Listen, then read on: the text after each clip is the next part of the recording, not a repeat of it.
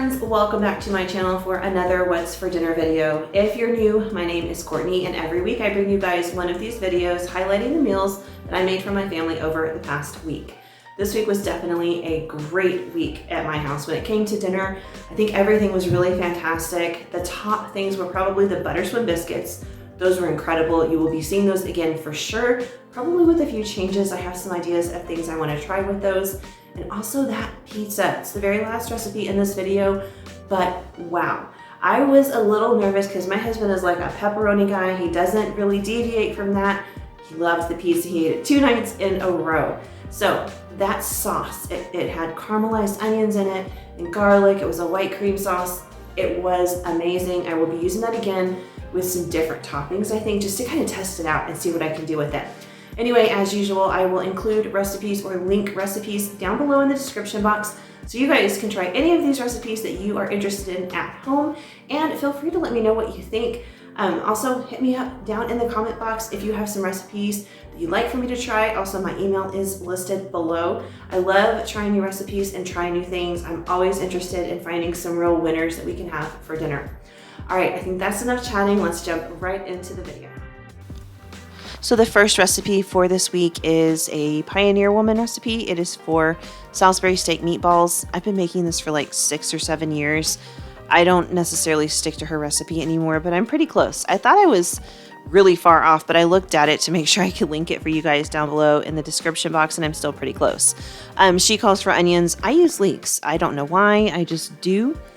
So I started off by thinly slicing my leek, and then I just kind of take all the little rings apart and I soak it in some water so all the dirt and the sediment and sand and stuff falls to the bottom.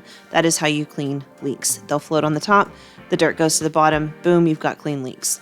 So I just did that and let them sit for a minute while I am making the meatballs. I started off with some ground beef, and I had like 75-25. If you have a little bit leaner ground beef, it's probably better, but this is what I had. To it, I added some ketchup and some mustard. I tossed in an egg. I'm going to put in some garlic. You could use fresh garlic, or you could just use garlic powder in place of this. Totally up to you. I have this stuff in my fridge, so I was just like, why not? And I tossed it in. I am using some onion powder, and that's just to kind of mimic the onion flavor that's going to be in the sauce from the leeks.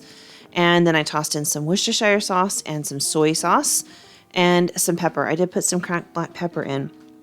As you can see in that little bowl right there, that is bread soaking in milk. You can use breadcrumbs. I kind of like what this brings to it. It adds a little more moisture to this, and that keeps them from being too dry. So I just took 2 small slices of plain white bread and soaked them in just a little bit of milk and just kind of mushed them all up. There were a couple of pieces of crust that didn't quite mush up as well as I would have liked, but it's fine. It all cooked together and you couldn't even tell in the end. So then I mixed everything together really well and broke down some of those crust pieces that were still, you know, holding on. And then I started rolling meatballs. Now I like to roll what I call a 2-biter meatball. You can roll bigger ones, you can roll smaller ones. Really whatever your preference is, go for it. That's just the way I like mine, 2 bites. I like to get a meatball and cut it in half, and that's just the way I am. Anyway, I rolled a whole bunch of these meatballs and I put them in my glass casserole dish right there. I did not spray this or grease it or anything like that because I am using 75-25 ground beef. There is a lot of fat in this meat. I knew my meatballs would not stick and I knew they would be fine, so I was not going to add any extra grease to this. I do bake these in the oven. I think I baked them at like 350 for probably about half an hour. And they get nice and crispy on the outside. It's a really great texture because they're really soft and juicy on the inside. I did cook these in the air fryer the last time I made these, and I just really didn't care for it. The texture was fine. There was something about the flavor that was different though, and I just didn't like it. I prefer them baked. I like them that way. That's just the way I'm going to keep doing it. But if you want them in the air fryer, go for it. It worked out fine. They cooked beautifully. It just wasn't what I wanted. So while those are in the oven doing their thing, I'm going to cook those leeks. I melted a little bit of butter in a skillet with a little bit of olive oil so that it does not burn. And then I added in my leeks, and we're going to cook these just like you would onions. If you don't have leeks or don't want to buy leeks, feel free to just use plain onion. That is what is in the original recipe, and it tastes fantastic. I just cooked these for a while, probably about 7 or 8 minutes till they started to caramelize and get a little bit of color to them. And then I added in the rest of my sauce ingredients. I've got the same stuff that I put in the meatballs minus the onion powder. And yes, you will see me drop my spoon in that dish twice while I am making this sauce. I don't know what was with me that day, but I just could not keep a hold of those spoons. It was a mess. Anyway, I added in the ketchup and the mustard, some garlic, Worcestershire sauce, soy sauce, pepper, got it all mixed together. And then I added in some flour because we're going to make a roux. And I cooked that for a few minutes because you want to cook out that flour taste. Otherwise, it's kind of overpowering. And then I added in water. I think the original recipe called for beef broth, but I was fine with just water. It worked out great, but you can totally do beef broth, chicken broth, vegetable broth, or just water. Up to you. Then I just let it simmer for probably about 6 or 7 minutes on the stove just so it thickened up. And boom, your sauce is done. It really is simple, but this sauce packs a lot of flavor. This is actually my favorite part. It's not a whole ton of sauce, but it is just enough to coat some noodles, and you cook the meatballs in this, so it's just really, really good. If you've never had links before, I really do suggest giving them a try. I think the first time I ever had them was when I used them to make this sauce. And I think that's why I did it, because I wanted to give them a shot. It turns out I really like them. If you like green onions or onion flavored anything, you're probably really going to enjoy them. They have a really nice oniony flavor, but it's kind of mild. It's not overpowering at all. So once the meatballs were done cooking, I just went ahead and pulled them out of my casserole dish and got rid of the extra grease in the pan. And then I added my sauce to the bottom. And then I'm going to place my meatballs in the casserole dish. I'm going to flip them over so the side that was nice and crispy from the oven is now down in the sauce. That way this side can crisp up a little bit as well. Then we're going to pop them back in the oven for just about 15 minutes. It gives the top side time to get a little crispy, and it gets everybody time to like hang out together in the pool and develop some great flavors. It just really makes for a beautiful dish at the end. Now, this is not the prettiest dish, but let me tell you, it has got a ton of flavor. It is amazing. I served it over egg noodles. I will link the original recipe down below, and I cannot suggest this one enough. Guys, give it a shot. You're going to love it. All right, so now my audience is assembling in my kitchen because they can smell that chicken. Once the boys were happily seated on the floor, I came back over and got to work making a marinade for my chicken. This is originally from Becky over at Acre Homestead. It is on her website. I will link it down below. I love this marinade. It is so delicious. She calls it smashed chicken, and it's really, really good. And it's so simple. All these are ingredients that most of us already have on hand. It's lemon juice and Worcestershire sauce, some garlic, some pepper, Italian seasoning. I added a little soy sauce in mine just because I like that kind of umami kick that it brings to the table. And I did totally forget to add the olive oil, but I realized it at the very end, and I did come back and add it to everything. I'm not sure if she calls for Italian seasoning or not, but that is what I use. I think she calls for like oregano or something. I just have all this Italian seasoning, and I put it in a lot of stuff, so I might as well just go ahead and dump it in here as well. It tastes fantastic. And then I did this while those meatballs were cooking. As you can see, my shirt is a hot mess. I did make a mess when I was cooking. I dropped something and things splattered everywhere. Anyway, everything's still cooking. The meatballs are, and all that's coming together. But I'm marinating this chicken now, and I let it go for 24 hours. Oh my gosh, it was so delicious. That marinade had really, really set into this chicken. So 24 hours later, here I am. I just have a skillet with some oil, and you're going to totally see me overcrowd that skillet, which is exactly what you should not do. If you want your chicken to get all brown and crispy, it's really hard to do if you overcrowd your pan because it will steam more than it will brown. So this took me a lot longer to cook than it should have, and that's my own fault. So guys, don't overcrowd your pan. Learn from my mistakes, please. That is why I'm here. Anyway, I cooked this for a while, and as you can see, it did eventually develop some color once it was done steaming. And I prefer this method over baking it, which is what I think she does on her channel. And I next time would like to try cooking it on the grill. So onto a side dish for this. It's a new recipe, and it's so simple and so good. These are, I think they're called Parmesan roasted Brussels sprouts. Anyway, in my casserole dish, I poured some oil, and then I added in some Italian seasoning and some garlic and a lot of Parmesan cheese. It calls for a lot. I followed the recipe. I measured it out. I promise I'm not nuts. This is what it called for. And then I just mixed everything together and added in my Brussels sprouts. You're supposed to slice yours in half, but mine were like ginormous. So I quartered mine, and then I mixed them with all of this goodness right here in the pan, and then I put them in the oven and let them roast. So I don't know if it's in the recipe or not because I am really bad about reading all of the instructions. I'm better about reading the ingredients and the time to cook. In the middle, it may have said, hey, make sure you stir these up halfway through the cooking time. I don't know. If it didn't, let me tell you, do that. That Parmesan cheese really makes this great crust on everything. But if you don't stir it, it becomes one giant crust of Parmesan crusted Brussels sprouts. So halfway through, you guys take it out, mix it up so it crusts on each individual piece of Brussels sprouts and not across the entire bottom of your pan. That was what I did, and it made it a little bit more difficult. Anyway, these were so delicious. You've got to try these, and so simple too. All right, so the last part of this particular meal is a recipe for butter swim biscuits. These are amazing. Oh my gosh. So I mixed together all of the flour, all of the baking powder, some salt, some sugar, and then some buttermilk. And let me tell you, this does not make a biscuit dough. This makes a biscuit batter. I was a little confused because I was like, I have never made biscuits with a batter before, but I'm going to give it a shot. And it turned out great. These are definitely biscuits, but they're almost a cakey biscuit. It's really different and it's really, really good. So the thing that makes these special is right now you cannot see it, but off to the side, I am melting butter, and we're going to cook these in so much butter that they are literally swimming in butter, which is how they got their name, Butter Swim Biscuits. They're delicious. So once you mix everything together, you just pour it into your baking dish that's just full of melted butter, and it comes up the sides and it's on the bottom and it gets on the top. And of course that butter gets all golden brown and delicious on the areas of the biscuit that it's cooking on. It's amazing. So, so delicious. Anyway, they're very quick and simple to put together. I also did not have any buttermilk. I made my own with a little bit of vinegar and milk. Such an easy trick. Love that. Anyway, once they all came together and baked, this is fantastic. So I think I'm going to try these with some cooked breakfast sausage just mixed into the batter, like a mock sausage biscuit. I think it's going to be amazing. So hopefully I will be showing you guys what that tastes like really soon on my channel, because the first bite I took of these, that's all I could think of was this would be the best sausage biscuit ever. Slicing them in half and putting a piece of sausage in the middle is not the easiest thing, so I'm really thinking just mixing the ground sausage into the batter is the way to go with these, but I will experiment with it and get back to you guys on that one. Definitely try this recipe though, because these are ingredients we all have. Yeah, it's a lot of butter. This is not a healthy meal, but my gosh, it was delicious. Look at all that butter. So, so good. And again, they get golden brown and delicious on the sides and the bottom and the top. It's really, really good. And I serve these with that chicken and with the Brussels sprouts.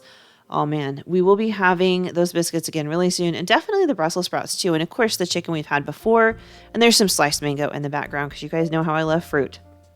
All right, so I'm going to make some meatloaf. I've made this one before. I'm just mixing the sauce for the top of the meatloaf. So I've got some ketchup and some brown sugar. I'm going to put in some mustard and then a little bit of this Worcestershire sauce. And I am holding the camera. I'm sorry I couldn't find my tripod when I was filming this.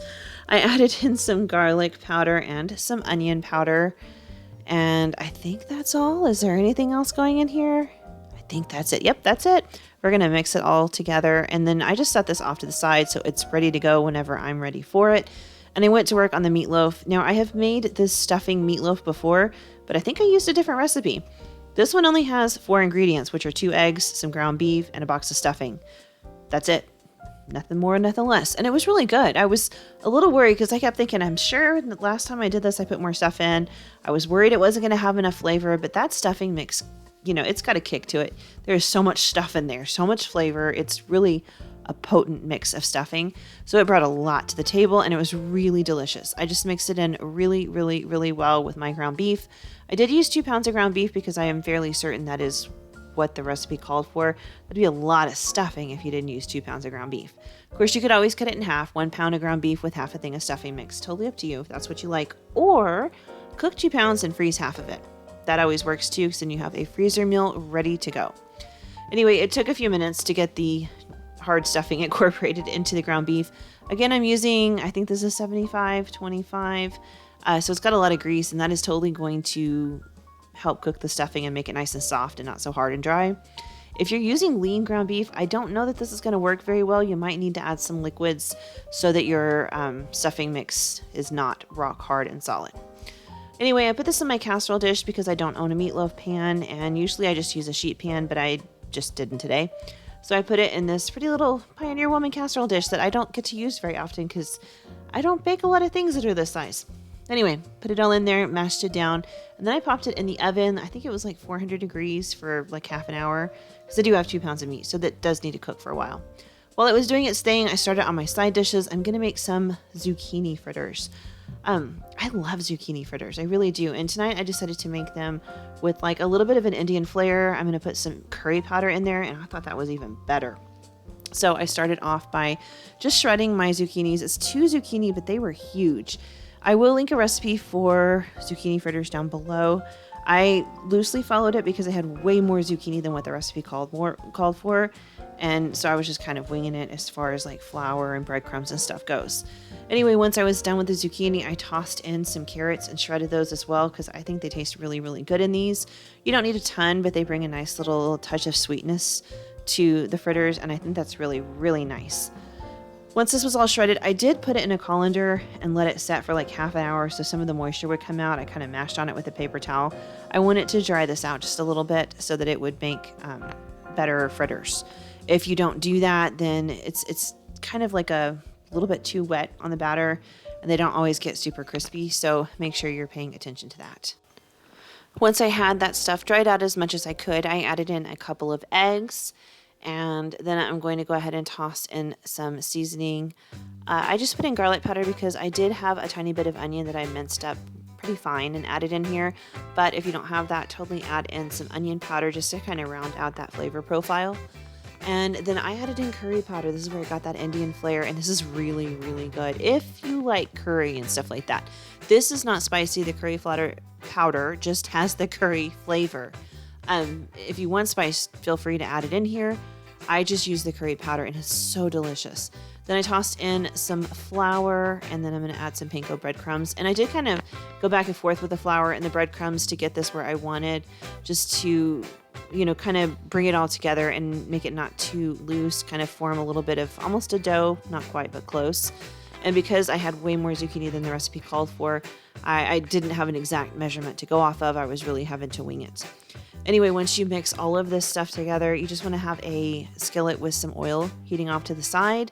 And we're just going to kind of cook these like pancakes. I used an ice cream scoop to put them into my skillet, and then the back of my spatula to just kind of flatten them out so that they make like a pancake shape.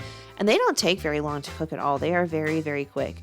The first batch that I'm showing you now didn't get quite as golden brown as I would have loved, but the rest of them did. And they had a ton of color and a ton of flavor. I should have added salt. I don't know why I didn't add salt. It definitely needed salt. I had to salt it in the end. So don't be like me. Add salt. Food needs salt. It really does, because it brings out sweetness and all kinds of other flavors. And I don't know what I was thinking. But still, they were really, really delicious. And like I said, I just put some salt on top at the very end. And I served these with that meatloaf and a leftover butter swim biscuit and a side salad. This was so delicious. The meatloaf is always good. It has a lot more flavor than you expect that it will. Really, really tasty. But those biscuits might be like the favorite of the week. And here's the last meal. I had some of that chicken left over from the other night, so I decided to make a pizza with it. I don't usually use my leftovers to make pizza, but I thought, well, tonight's a good night to try that. So I have some butter and just a tiny bit of olive oil in my skillet, and I added a few thinly sliced onions in there. And I'm just going to kind of caramelize them to get a really nice, delicious flavor. It doesn't take very long at all because I'm not using a whole ton of onions, and the butter does help to brown them a little faster. The salt helps pull out a little bit of the liquid.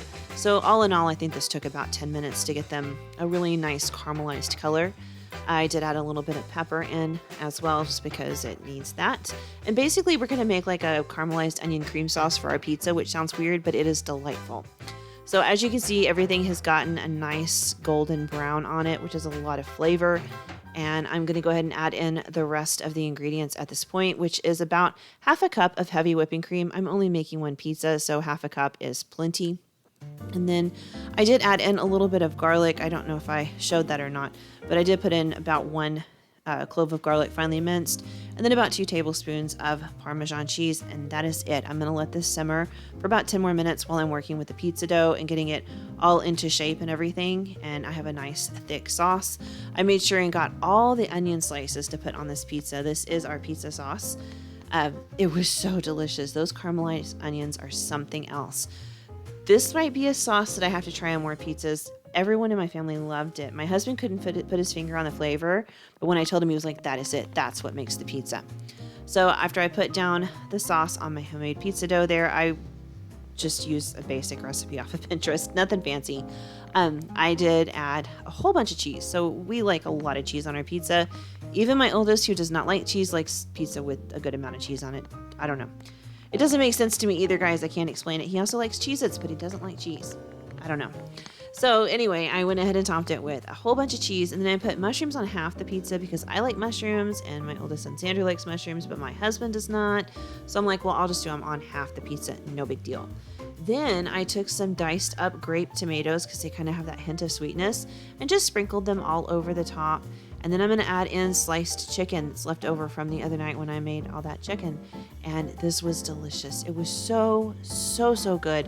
I would definitely make something like this again. And I probably will like kind of play with this recipe in the future because it was such a hit. I do think that the pizza crust was a little bit thicker than what I wanted. And I was disappointed because I got a pizza stone and I was not able to use it because then I realized I don't have a pizza peel. I can't get the pizza dough onto the stone. Either way, I brushed some butter around the edge of the crust, and then I baked it at 450 degrees for about 10 minutes, and it was absolutely gorgeous and delicious. Take a look at that. I was really proud of this pizza, and I served it with a nice tasty side salad. All right, guys, that's going to do it for this week's What's for Dinner video. I hope you really liked it. We really enjoyed this week's meals. They were fantastic. I have some great things planned for next week, too. I'm super excited to give them a shot. Actually, right now, while I'm filming this intro, I am in the kitchen working on a whole bunch of Mediterranean food. It's something my family loves. We do it a couple of times a year because it's a lot of food and it takes a long time to make. But I was craving it. I have the stuff, so I'm in there working away. I cannot wait to share that with you guys next week. Anyway, that'll do it for this week. I hope you guys have an awesome weekend and a fantastic week. I will see you back here Tuesday for my grocery haul. Bye, guys.